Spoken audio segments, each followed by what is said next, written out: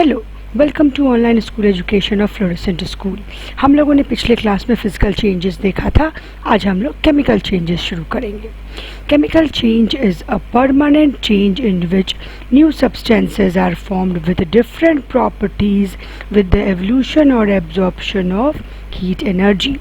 Chemical change ऐसा change होता है जो परमानेंट होते हैं और जिसमें नए सब्सटेंस, नए केमिकल सब्सटेंस बनते हैं जिनके प्रॉपर्टीज़ जो रिएक्टेंट थे, जिससे हमारा रिएक्शन शुरू हुआ था, उससे बिल्कुल अलग होता है। साथ ही साथ इसमें हीट एनर्जी या तो एब्जॉर्ब की जाती है या तो हीट एनर्जी दी जाती है, यानी हीट या तो कूलिंग या तो हीटिंग इफेक्ट भी ये केमिकल रिएक्शंस प्रोड्यूस करते हैं। आइए इनके कुछ एग्जांपल्स देख लें। Cooking of food is a chemical change as the cooked food cannot be converted into original ingredients। क्या जब हम खाना बना लेते हैं तो वापस से ओरिजिनल इंग्रेडिएंट्स में हम उनको कन्वर्ट कर सकते हैं। फ्लोर से हमने चपाती बना ली, तो क्या इस चपाती, ये तो हमने बना लिया, ठीक है, क्या इस चपाती से वापस से ये बन सकता है? कभी नहीं। इसीलिए कुकिंग ऑफ फूड कैसा चेंज है? कुकिंग ऑफ फूड एक केमिकल चेंज है। इसके बाद हमारा जो दूसरा एग्जाम्पल यहाँ दिया हुआ है वो है बर्निंग ऑफ फ्यूल। किसी भी फ्यूल का बर्न करना जिससे कि हमें हीट एनर्जी मिले, वो हमेशा केमिकल चेंज होता है। पेट्रोल के जलने से कार्बन डाइऑक्साइड और हीट एनर्जी मिलती है। केरोसिन के जलने से भी कार्बन डाइऑक्साइड और हीट एनर्जी मिलती है। स्टोव में जिससे खाना पकता है और लैंप में लाइट एनर्जी मिलती है जिससे हमें रोशनी मिलती है। डीजल के भी जलने से व्हीकल में कार्बन डाइऑक्साइड गैस निकलता है और एनर्जी मिलती है जिससे कि व्हीकल चलता है। वुड के जलने से क्या ऐश बचता है, कोयला बचता है। चारकोल और कोल के भी जलने से हमें एनर्जी मिलती है और इन सब चीज़ों के जलने के बाद जो बचता है उससे वापस से हम कार्बन डाइऑक्साइड से कभी भी हम वापस से कोई भी फ्यूल जनरेट नहीं कर सकते हैं। तो बर्निंग हमारा क्या है? बर्निंग हमारा एक केमिकल चेंज है। Digestion of food in living beings. Food chemical complex food item हम लेते हैं, उसको हमारा बॉडी एब्जॉर्ब करके सिंपल फूड आइटम्स में कन्वर्ट करके जो अनडाइजेस्टेड वेस्ट है उसको बाहर निकाल देता है। उस अनडाइजेस्टेड वेस्ट से जो हमने फूड खाया वो कभी बन सकता है? कभी नहीं, क्योंकि डाइजेशन एक बहुत ही कॉम्प्लेक्स प्रोसेस है जिसमें बहुत सारे एंजाइम्स इन्वॉल्व होते हैं। तो डाइजेशन ऑफ फूड भी जो लिविंग बींग्स के अंदर होता है वो एक प्रकार का केमिकल चेंज है। Respiration in living beings. Respiration में क्या होता है? हम ऑक्सीजन लेते हैं और कार्बन डाइऑक्साइड देते हैं। इस कार्बन डाइऑक्साइड को क्या हम लोग फिर से ऑक्सीजन में कन्वर्ट कर सकते हैं? सांस में लेके बिल्कुल नहीं कर सकते हैं। तो रिस्पिरेशन जो लिविंग बींग्स के अंदर होता है वो भी क्या है? केमिकल चेंज है। Fermentation of cane juice, fruit juice. Fermentation से केन जूस, फ्रूट जूस के क्या बनता है? अल्कोहल बनता है। तो क्या उस अल्कोहल से वापस से हम शुगर केन का वो मीठा वाला जूस ले सकते हैं? कभी नहीं। इसलिए फर्मेंटेशन भी हमारा क्या है? केमिकल चेंज है। Butter turning rancid. जब बटर खराब हो जाती है, रैंसिड का मतलब जब बटर का टेस्ट खराब हो जाता है तो उसको रैंसिड टेस्ट बोलते हैं, रैंसिडिटी बोलते हैं इस फिनोमिनन को। तो बटर जब खराब हो जाता है तो क्या उस खराब बटर से हम सही का मक्खन बिल्कुल सही हेल्दी मक्खन, जिसको कहेंगे खाने के लिए हेल्दी मक्खन, वो बना सकते हैं? कभी नहीं। तो बटर का रैंसिडिटी भी जो है वो क्या है? एक प्रकार का केमिकल चेंज है। Rotting of fruits and vegetables. एक बार जो फ्रूट और वेजिटेबल सड़ जाते हैं तो उन सड़े हुए वेजिटेबल फ्रूट से हमें वापस से उन्हीं फ्रूट्स और वेजिटेबल्स को हम फ्रेश फ्रूट्स और वेजिटेबल में कन्वर्ट नहीं कर सकते हैं। इसलिए सड़ने की, रॉटिंग की जो ये प्रोसेस है वो भी एक प्रकार की केमिकल प्रोसेस है, केमिकल चेंज है। The process of photosynthesis. Photosynthesis में क्या होता है? कार्बन डाइऑक्साइड प्लांट लेता है और ऑक्सीजन देता है। क्या यही प्लांट वापस से ये ऑक्सीजन लेके कार्बन डाइऑक्साइड दे सकता है? नहीं। और फोटोसिंथेसिस में और क्या होता है? फूड का सिंथेसिस होता है। क्या बनते हैं? कार्बोहाइड्रेट बनते हैं। तो क्या ये जो कार्बोहाइड्रेट बनते हैं प्लांट के अंदर, प्लांट इनको तोड़ के वापस से ये कार्बन डाइऑक्साइड गैस बना सकता है? नहीं बना सकता है।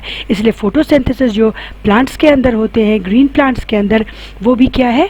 वो भी हमारा एक केमिकल चेंज है। यहाँ एक्टिविटी 2 में हम एक एक्टिविटी करेंगे जिससे कि हमें केमिकल चेंज समझने में आसानी हो। इसके लिए हमें क्या क्या चीज़ चाहिए? शुगर चाहिए, स्पून चाहिए और बुनसन बर्नर चाहिए जिसमें हमें फ्लेम मिल सके। हमें करना क्या है, शुगर को एक चम्मच में डालना है और इस चम्मच को बुनसन बर्नर के फ्लेम के ऊपर गर्म करनी है। कुछ देर के बाद हम क्या देखते हैं, ये शुगर मेल्ट कर जाता है। पहले ये मेल्ट करके ब्राउन कलर का होता है, फिर जब हम इसको और हीट करते हैं तो ये ब्लैक कलर का चारकोल में बदल जाता है। ये न्यू सब्सटेंस जो शुगर चारकोल बना है ये ब्लैक कलर का बनता है।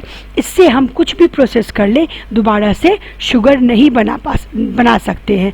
तो ये जो शुगर को हमने हीट किया, इससे जो ये ब्लैक चारकोल बन गया, ये कैसा रिएक्शन है, तो ये बच्चा लोग एक केमिकल रिएक्शन है। तो ये चार्ट बहुत ही इम्पॉर्टेंट है। फिजिकल चेंज में कोई नया सब्सटेंस नहीं बनता है, केमिकल चेंज में नया सब्सटेंस बनता है। फिजिकल चेंज में केवल उसके फिजिकल स्टेट यानी कि शेप, साइज और सॉलिड, लिक्विड, गैस जो भी उसका स्टेट है उसमें चेंज होती है। जबकि केमिकल चेंज में कलर चेंज हो जाता है, हीट एनर्जी का रिलीज या एब्जॉर्प्शन होता है, कोई गैस भी निकलता है और डिफरेंट टाइप के स्मेल्स भी आते हैं। इनिशियल प्रोडक्ट यानी जिससे हमने रिएक्शन शुरू किया है और फाइनल प्रोडक्ट जो रिएक्शन के बाद मिला है, दोनों के स्मेल में भी डिफरेंस होता है। फिजिकल चेंज कैसा होता है, रिवर्सिबल होता है, यानी कि इधर से इधर अगर रिएक्टेंट है और इधर प्रोडक्ट है तो प्रोडक्ट से हम रिएक्टेंट से प्रोडक्ट तो बनेगा ही और प्रोडक्ट से हमारा रिएक्टेंट भी बन जाता है। ये रिवर्सिबल रिएक्शन का सिंबल है। और ये कैसा है, रिएक्टेंट से एक बार प्रोडक्ट बन गया तो दोबारा से कुछ भी करके हमारा प्रोडक्ट से रिएक्टेंट नहीं बनता है। तो ये है हमारे फिजिकल और केमिकल चेंज का बेसिक डिफरेंसेस। अब हमने केमिकल चेंज के बारे में जो भी कहा, जो भी कैरेक्टरिस्टिक बताया, उसके बारे में थोड़ा डिटेल में पढ़ लेते हैं। Whenever a chemical reaction takes place there are some changes और reactions that confirms the occurrence of chemical reactions. क्या क्या चेंजेस होते हैं जब भी कोई केमिकल चेंज होता है, तो कुछ ऐसे चेंजेस होते हैं जिससे कि हमें पता चल जाता है कि केमिकल चेंज ही हुआ है। वो चेंजेस क्या क्या हैं वो हम यहाँ पे देखते हैं। तो हमारा पहला चेंज जो है वो है change in state. In many chemical reactions physical state of the substance gets change. Physical state यानी कि सॉलिड, लिक्विड और गैस जो होता है वो बिल्कुल से चेंज हो जाता है। यानी कोई चीज़ अगर सॉलिड है तो वो लिक्विड और गैस बन जाएगा, जो इरिवर्सिबल चेंज होगा। कोई लिक्विड है तो सॉलिड और गैस बन जाएगा, जो इरिवर्सिबल होगा। कोई गैस है तो वो सॉलिड और लिक्विड बन जाएगा, जो भी इरिवर्सिबल होगा। For example, when calcium carbonate lime is heated it gives off carbon dioxide gas. Calcium carbonate क्या है, कैल्शियम कार्बोनेट एक सॉलिड है। जब इसको हीट करते हैं तो कार्बन डाइऑक्साइड गैस निकलता है। तो यहाँ पे सॉलिड जो है वो किस में कन्वर्ट हो गया, गैस में कन्वर्ट हो गया। तो ये कैसा चेंज है, ये एक केमिकल चेंज है। हमारा दूसरा जो है वो क्या है, change in colour. When a reactant changes to a product, यहाँ पर रिएक्टेंट प्रोडक्ट वर्ड आ गया।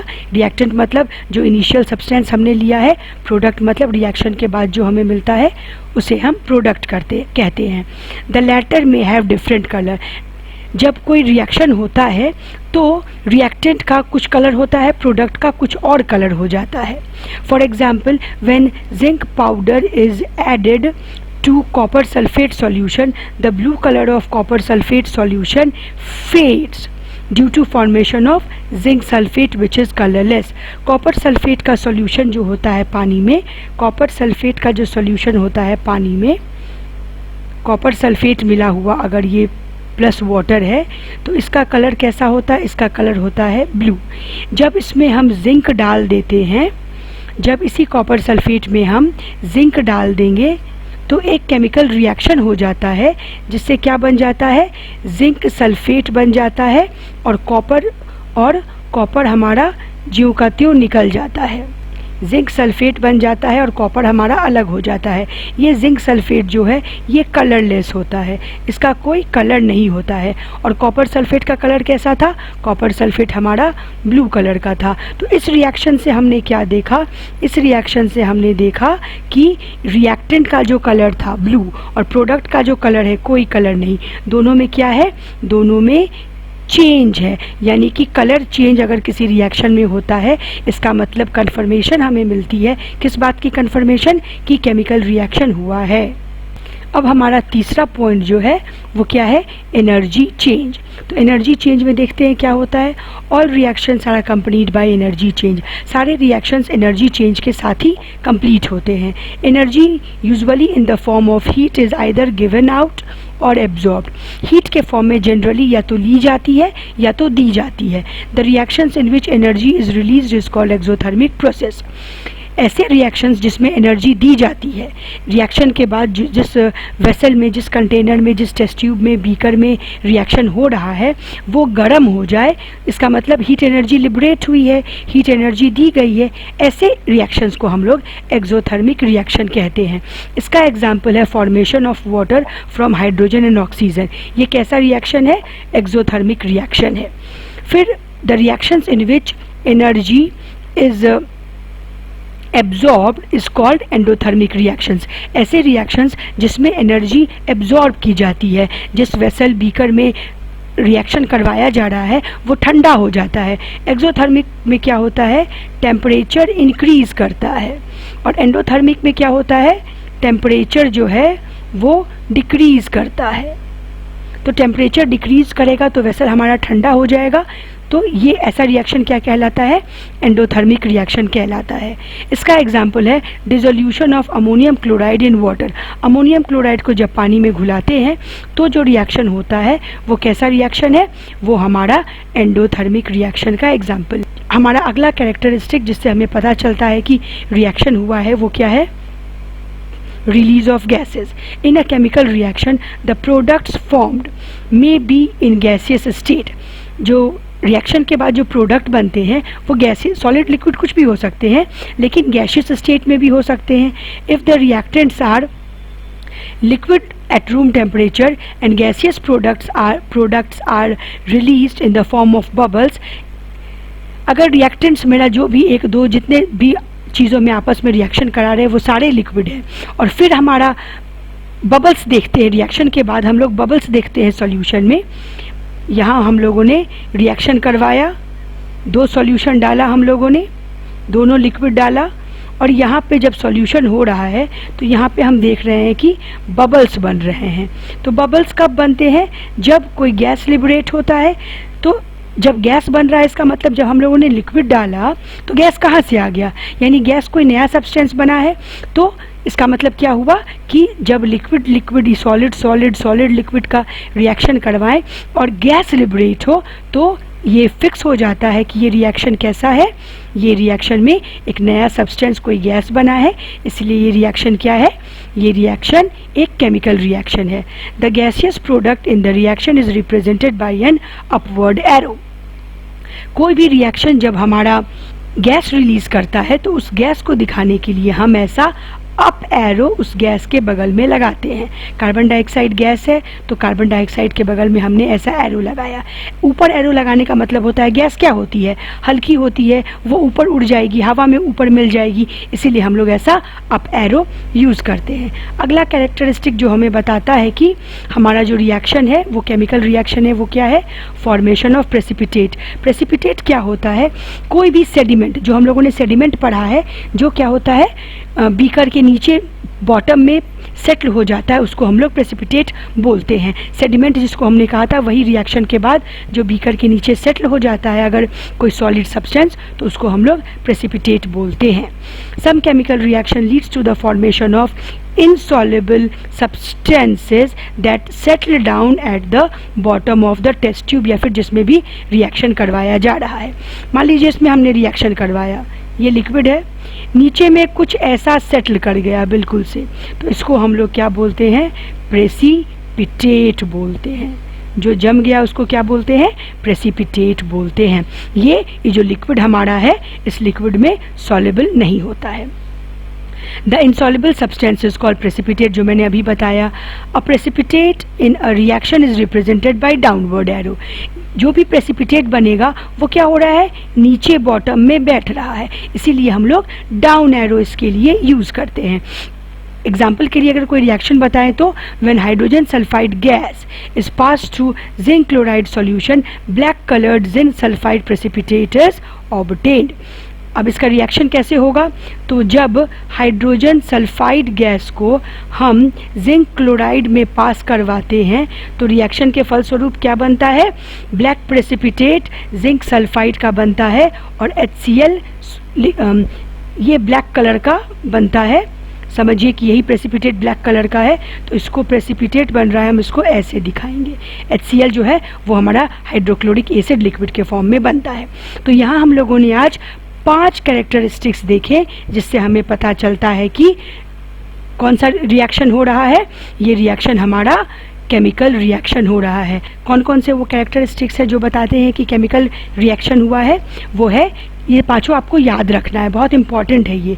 Change in state, change in colour, energy change, release of gas और फॉर्मेशन ऑफ प्रेसिपिटेट। आज के लिए इतना ही। आगे हम लोग डिफरेंट केमिकल रिएक्शंस अगले क्लास में पढ़ेंगे। वीडियो अच्छा लगा हो तो वीडियो को लाइक और शेयर ज़रूर से करें और चैनल को सब्सक्राइब कर लें ऐसे ही यूज़फुल वीडियोस देखने के लिए। By students.